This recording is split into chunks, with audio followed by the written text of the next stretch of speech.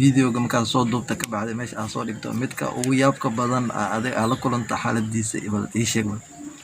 videoga igu horreeyay aniga TikTok markaas saas uma sii aqoonin balse waa sameyn jiray videogaas horta waxa iga qaldamay maalin inaan video sameeyay ilaa intaas waqti dheer waan sameeyay video halka markaan dhex dhigo like dhan lama helaayo love dhan lama helaayo sax السلام عليكم ورحمة الله وبركاته. أنت كحرم بارع جويلو جانل كيسا وكما سنتين سو دوادا مرلوات إمر سدحان ما أنت وحا هالكا مرتين نواه ولكن وين كيم بوي هرت عيد ونكسن ميلو بأجوكتان إنكستو داد قارن أي عيدين داد قارن أي سوميين ولي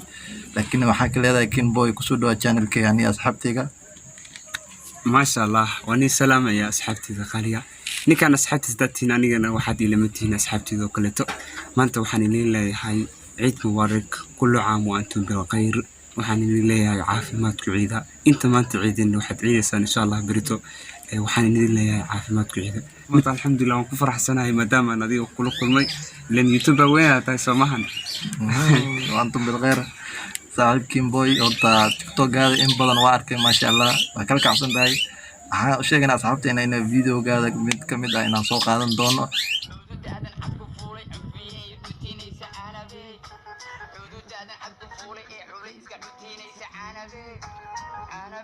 marka TikTok marka sameynayso maxaa caqabad kala iman kara oo dhanka videoga marka hagaajinayso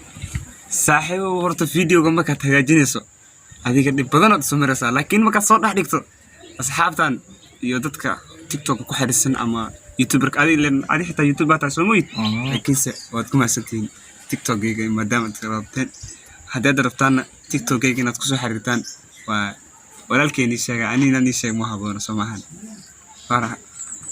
okay Kimboy TikTok-gaada magaciisa waxa la Kimboy midka ugu yaabka badan adig aad la kulanta xaaladiisa bal ii sheeg horta saaxiibo maalin baa ahayd videoga igu horreeyay aniga TikTok markaas saas uma sii aqoonin balse waa sameyn jiray videogaas horta waxa iga qaldamay maalin inaan video sameeyay ilaa intaas waqti dheer waan sameeyay video halka markaan dhex dhigo like dhan lama helaayo love dhan lama helaayo sax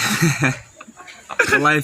saddex video geed saddex badan soo dhigay saddex video bas kala kacday laakiin waxaan ku weydiinaa marka videoga aad soo dhigto aad soo hagaajiso qarash aad ku soo bixiso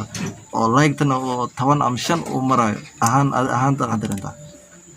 warniyo saaxiib horta dareenkayga markaas ayada wax la qiyaasi kari maahan